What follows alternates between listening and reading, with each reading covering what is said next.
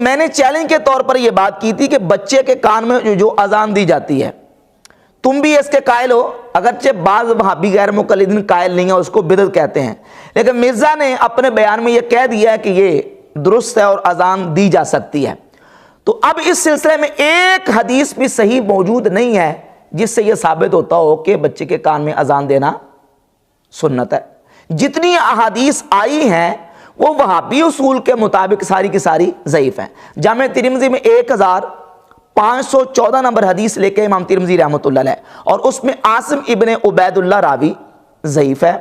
غیر مقلدین اس کو ضعیف مانتے ہیں، اور حافظ زبیر الزئی بابی نے بھی اور البانی وغیرہ دیگر سب نے لکھا ہے کہ یہ راوی ضعیف ہے۔ اب مرزے کے پاس اور تو کوئی بچنے کا رستہ تھا نہیں میرے چیلنج کا جواب دینے کے لیے، تو کہہ دیا کہ جی اصل میں امام ترمذی نے اس حدیث کو بیان کر کے تو نیچے کمنٹس دے دیے ہیں کہ اس حدیث پر امت کا اجماع ہے۔ حالانکہ جو مرزا کے فالورز مرزا کو سنتے ہیں، آپ اپنی وہابیوں کی ایپ اسلام 360 نکالیں، اس میں 1514 نمبر روایت نکال لیں، امام ترمذی نے ایک لفظ بھی اس حدیث کے حوالے سے نہیں کہا، بلکہ اس میں لفظ یہ ہے وَالْعَمَلُ عَلَى الْعَقِيقَةِ عَلَى مَا رُوِيَ، عقیقہ پر عمل اس حدیث پر ہے جو آگے امام ترمذی نے بیان کی ہے۔ جو سابقہ حدیث بیان کر چکے ہیں امام حسن رضی اللہ تعالیٰ کے حوالے سے، اس حوالے سے امام ترمذی نے ایک لفظ بھی نہیں لکھا، اور مرزا نے اتنا بڑا جو نا وہ اتنی بڑی بات کر دی کہ امام ترمذی رحمۃ اللہ علیہ نے نیچے کمنٹس لکھ دی ہیں کہ اس پر امت کا اجماع ہے۔ اگر امت کے اجماع اور امت کے عمل ہی کو لینا ہے تو امام ترمذی رحمۃ اللہ علیہ باقی حدیث کے بارے میں بھی اپنے تبصرے اور اپنے کمنٹس لکھ چکے ہیں اور دے چکے ہیں کہ اس حدیث پر امت کا عمل ہے اور اس حدیث پر امت کا عمل نہیں ہے۔ مثال کے طور پر اسی کلپ میں مرزا نے جمع بین الصلاتین کے حوالے سے سیدنا عبداللہ ابن عباس رضی اللہ تعالیٰ سے ایک حدیث بیان کی صحیح مسلم کے حوالے سے کہ سیدنا عبداللہ ابن عباس فرماتے ہیں کہ نبی کریم علیہ الصلوۃ والسلام نے مدینہ شریف میں 2 نمازیں ظہر اور عصر، مغرب اور عشاء اکٹھی کی ہے، بغیر سفر کے، بغیر خوف کے اور بغیر بارش کے۔ اب اس حدیث کو بیان کر کے مرزا نے یہ واویلا کیا ہے اور کہا ہے کہ علماء یہ حدیث چھپاتے ہیں اور یہ سہولت امت کے لیے آسانی ہے اور علماء ان حدیث کو بیان نہیں کرتے۔ حالانکہ یہی امام ترمذی رحمۃ اللہ علیہ جامع ترمذی کے آخر میں ان کی ایک چھوٹی کتاب چھپی ہے کتاب العلم، اس میں امام ترمذی شروع میں کتاب العلم کے بالکل ابتدا میں لکھتے ہیں کہ میری کتاب میں جتنی احادیث موجود ہیں ساری قابل عمل ہیں، کسی نہ کسی امام نے، کسی نہ کسی امت کے طبقے نے اس پر عمل کیا ہے، سوائے 2 حدیثوں کے۔ 2 حدیثیں میری کتاب میں ایسی موجود ہیں جس پر امت نے عمل نہیں کیا ان کے ظاہر پر۔ ایک حدیث سیدنا عبداللہ بن عباس سے ہے جو صحیح مسلم کی پیش کی جاتی ہے۔ تو امام ترمذی تو کہہ رہے ہیں کہ اس حدیث پر امت نے عمل ہی نہیں کیا، چھوڑ دیا، کیونکہ اس کے ظاہر پر عمل نہیں ہو سکتا، بلکہ اس کے برخلاف دوسری حدیث جامع ترمذی کی 188 نمبر حدیث امام ترمذی رحمۃ اللہ علیہ لے کے آئے ہیں کہ نبی پاک صلی اللہ تعالیٰ علیہ وسلم نے ارشاد فرمایا،